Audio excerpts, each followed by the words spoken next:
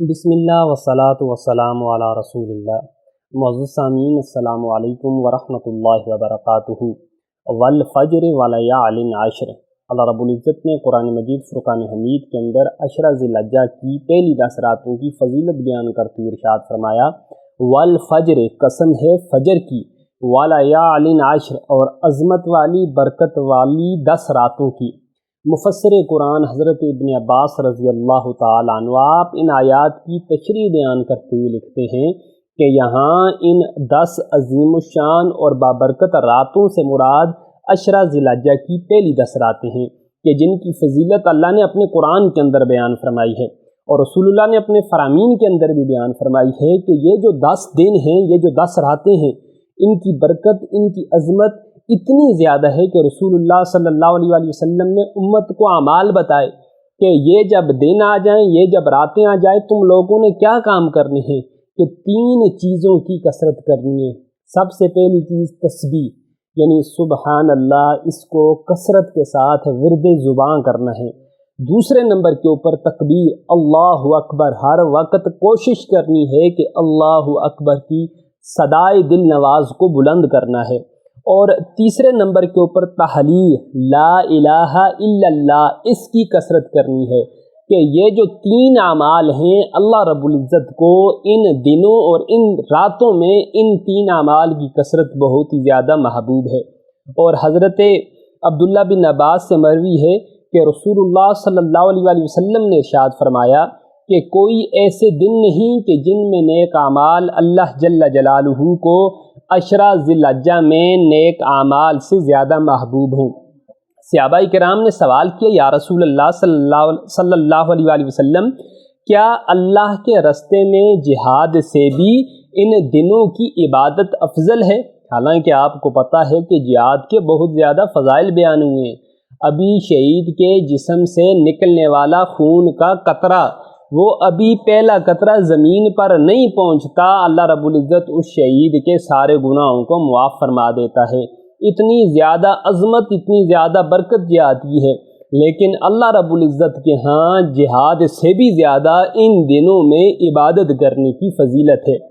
آگے رسول اللہ نے تشریح بیان فرمایا، جی ہاں، اللہ کے راستے میں جہاد بھی ان دنوں کی عبادت کی برابری نہیں کر سکتا، مگر وہ شخص جو اللہ کے راستے میں اپنی جان کے ساتھ، اپنے مال کے ساتھ نکلے اور ان میں سے کسی بھی چیز کے ساتھ واپس نہ لوٹے، یعنی جان بھی جان آفرین کے سپرد کر دے اور اپنا مال بھی اللہ رب العزت کے حوالے کر دے، شہادت کا رتبہ حاصل کر لے، اس شخص کا مقام تو بلند ہے، لیکن اس کے علاوہ ان دنوں میں جو اسپیسیفک 10 دن ہیں، 10 راتیں ہیں، جہاد بھی ان دنوں کی عبادت کی برابری نہیں کر سکتا۔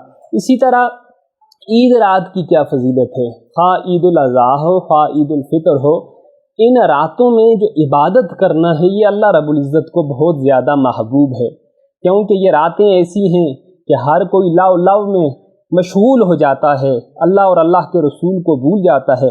رسول اللہ صلی اللہ علیہ وآلہ وسلم کے صحابی حضرت ابو امامہ رضی اللہ تعالیٰ عنہ، آپ یہ روایت آقا علیہ الصلوۃ والسلام سے بیان کرتے ہیں کہ جو شخص دونوں عیدوں کی رات، یعنی چاند رات کو اللہ تعالیٰ سے ثواب کی امید رکھتے ہوئے عبادت کرے گا تو اس دن اس کا دل مردہ نہیں ہوگا کہ جس دن سب لوگوں کے دل مردہ ہو جائیں گے، یعنی اللہ اس کے دل کو حیات جاودانی عطا فرمائیں گے، ہمیشہ ہمیشہ کے لیے اس کے دل کو زندہ کر دیں گے۔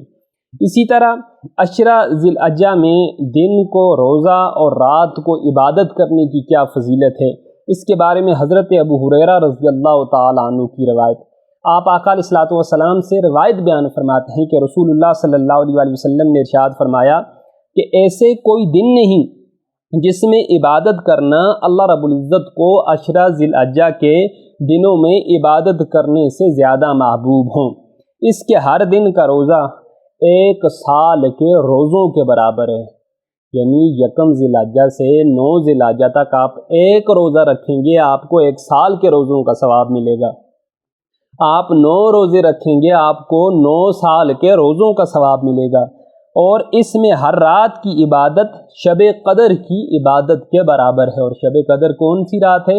لیلۃ القدر خیر من الف شہر، جو 1000 مہینوں سے افضل رات ہے۔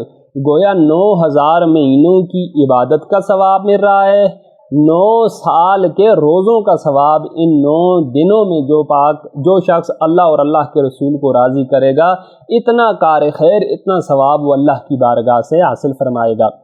اسی طرح بالخصوص 9 ذی الحجہ کے روزے کی اہمیت کیا ہے؟ اللہ کے پیارے حبیب صلی اللہ علیہ وآلہ وسلم کے صحابی حضرت ابو قتادہ رضی اللہ تعالیٰ عنہ سے مروی ہے کہ رسول اللہ نے ارشاد فرمایا کہ میں اللہ سے امید کرتا ہوں کہ یوم عرفہ کا روزہ گزشتہ 1 سال اور آئندہ 1 سال کے گناہوں کے لیے کفارہ بن جائے گا۔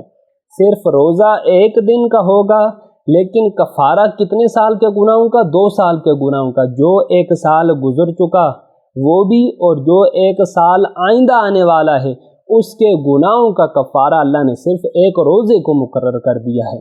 تو 9 ذی الحجہ کا روزہ، اس کی بہت ہی زیادہ اہمیت ہے، بہت ہی زیادہ فضیلت ہے، اور یہ روزے تمام مسلمانوں کو رکھنے کی کوشش کرنی چاہیے۔ حجاج کرام کے لیے ایک وضاحت ہے کہ اگر حاجی کو اس روزے کی وجہ سے یوم عرفہ کے قیمتی دن کی عبادت اور دعا مانگنے میں خلل پیدا ہونے کا اندیشہ ہو تو ایسی صورت میں حاجی کے لیے یہ روزہ رکھنا مکروہ ہے۔ اب روزے آپ نے کتنے رکھنے ہیں؟ واضح ہے کہ 1 ذی الحجہ سے 9 ذی الحجہ تک روزہ رکھنا مستحب ہے، لیکن عید کے دن 10 ذی الحجہ کو روزہ رکھنا یہ شرعاً ممنوع ہے۔ شریعت مطہرہ نے اس دن روزہ رکھنے سے منع فرمائی۔ اسی طرح عید کا دوسرا دن اور عید کا تیسرا دن، ان دنوں میں بھی آپ روزے نہیں رکھ سکتے۔ ہاں، اتنا ضرور ہے کہ عید الاضحیٰ کے دن اگر کوئی شخص کھانا نہیں کھاتا اور ناشتہ وغیرہ نہیں کرتا اور اپنے کھانے کی ابتدا قربانی کے گوشت سے کرتا ہے اور اس سے پہلے کچھ نہیں کھاتا، تو فقہاء نے اس عمل کو مستحب قرار دیا ہے، اور یہ عمل سنت سے بھی ثابت ہے۔ اور قربانی کرنے والے کے لیے مستحب عمل کیا ہے؟ حضرت ام سلمہ رضی اللہ تعالی عنہ آپ فرماتی ہیں رسول اللہ صلی اللہ علیہ وآلہ وسلم نے ارشاد فرمایا، جب 10 ذی الحجہ شروع ہو جائے تو تم لوگوں نے کیا کرنا ہے؟ جو شخص قربانی کرنے کا ارادہ رکھتا ہے تو وہ قربانی کرنے تک اپنے بالوں کو اور اپنے ناخنوں کو نہ کتروائے۔ لیکن یہ بات ذہن میں رکھیں کہ یہ حکم استحبابی ہے، یعنی وجوب نہیں ہے۔ علماء نے وضاحت بیان فرمائی ہے کہ اگر کسی شخص کو بال صاف کیے ہوئے اور ناخن کتروائے ہوئے 40 دن سے زائد گزر چکے ہوں تو اس کے لیے بال صاف کرنا، ناخن کتروانا یہ واجب ہے۔ مستحب کے لیے وہ اس واجب کو ترک نہیں کر سکتا۔ اگر وہ اسی طرح ان 10 دنوں میں بھی رہا اور اس کے بال اور اس کے جو ناخن وغیرہ اس نے ان کی صفائی نہیں کی، تو اس ایسی حالت میں رہنا بجائے باعث ثواب کے اس کے لیے باعث عذاب اور باعث گناہ ہوگا۔ اب تکبیرات تشریق کے الفاظ کیا ہیں؟ اللہ اکبر، اللہ اکبر، لا الہ الا اللہ، واللہ اکبر، اللہ اکبر وللہ الحمد۔ اس کے لیے امام اعظم ابو حنیفہ رحمۃ اللہ تعالی علیہ کے لیے آپ نے 3 شرائط بیان فرمائی ہیں کہ ان 3 لوگوں کے اوپر تکبیرات تشریق کہنا واجب ہے۔ اسی طرح صاحبین کا جو قول ہے وہ بھی میں آپ کے سامنے بیان فرماؤں گا۔ سب سے پہلی جو شرط ہے یہ ہے کہ مقیم ہونا، مسافر شخص کے اوپر تکبیرات تشریق واجب نہیں ہے۔ دوسرا، شہر کا ہونا، گاؤں میں رہنے والوں کے لیے تکبیرات تشریق واجب نہیں ہے۔ اور تیسرا ہے جماعت مستحبہ کا ہونا، اکیلے نماز پڑھنے والے کے لیے بھی تکبیرات تشریق کہنا یہ واجب نہیں ہے۔ لہٰذا اگر کسی شخص کے اندر یہ تینوں شرائط پائی جائیں گی تو وہ تکبیرات تشریق کہے گا، اگر نہیں پائی جائیں گی تو اس کے لیے تکبیرات تشریق کہنا ضروری اور واجب نہیں ہے۔ اس کے علاوہ جو صاحبین رحمۃ اللہ تعالی علیہ کا قول ہے وہ یہ ہے کہ یہ ہر شخص کے اوپر واجب ہیں، خواہ وہ مسافر ہے، خواہ وہ گاؤں میں رہتا ہے، خواہ وہ اکیلے نماز پڑھتا ہے۔ اور عورتوں کے لیے بھی، مردوں کے لیے بھی، کسی کے لیے کوئی اختصاص نہیں ہے، ہر شخص کے لیے یہ جو تکبیرات تشریق ہیں یہ کہنا واجب ہیں۔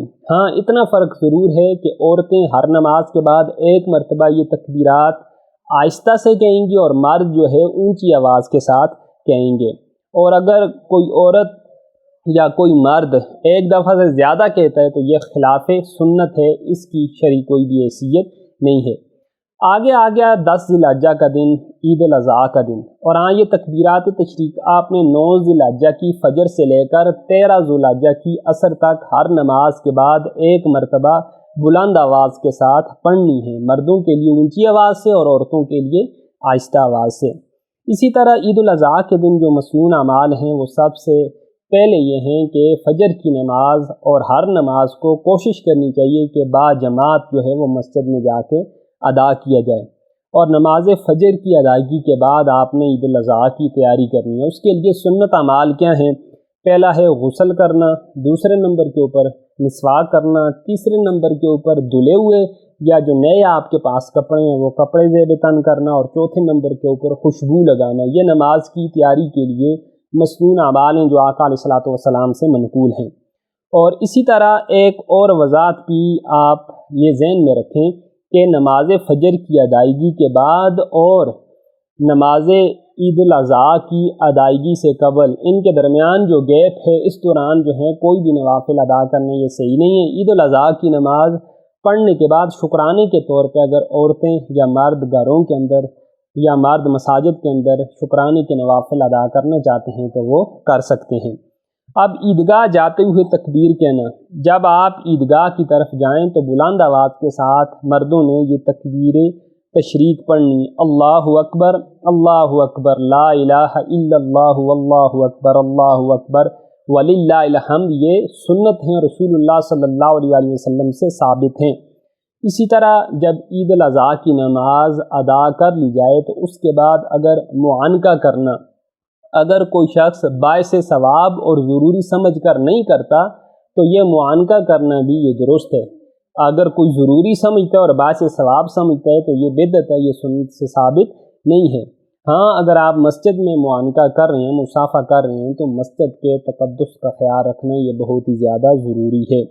عید مبارک کہنا یہ بھی ایک دعا ہے، اور دعا کے الفاظ جو ہیں کسی بھی جگہ استعمال کیے جائیں تو شرعاً ان کی کوئی ممانعت نہیں ہے۔ بعض روایات سے عید کے دن تقبل اللہ منا و منکا کہنا بھی ثابت ہے۔ جب عیدگاہ سے واپس ایک بندہ مومن آئے گا تو اس کے لیے رستے کو چینج کرنا یہ ضروری ہے، یہ سنت ہے کہ آقا علیہ الصلوۃ والسلام جب عیدگاہ کی طرف جاتے تو اور رستے سے جاتے اور جب واپس آتے تو اور رستے سے واپس آیا کرتے تھے۔ عیدگاہ کے دن قبرستان جانا بھی جائز ہے، والدین کی قبروں کی زیارت کرنا اور مردوں کے لیے ایصال ثواب کرنا یہ آقا علیہ الصلوۃ والسلام کی سنت سے ثابت ہے، بشرطے کہ کوئی بھی خلاف شرع جو ہیں اعمال قبرستان میں جا کے نہ کیے جائیں۔ مردوں کے ایصال ثواب کے لیے اور ان کی اجر و ثواب میں اور ان کے لیے دعائے خیر کرنے کے لیے قبرستان جانا شرعاً اس کی کوئی ممانعت نہیں ہے۔ اللہ پاک ہمیں یہ 10 دن، یہ 10 راتیں ادب و احترام کے ساتھ قرآن حدیث کے مطابق جو اعمال اللہ اور اللہ کے رسول نے بتائے ہیں ان کے مطابق ادا کرنے کی توفیق عطا فرمائے۔ وما علینا الا البلاغ المبین۔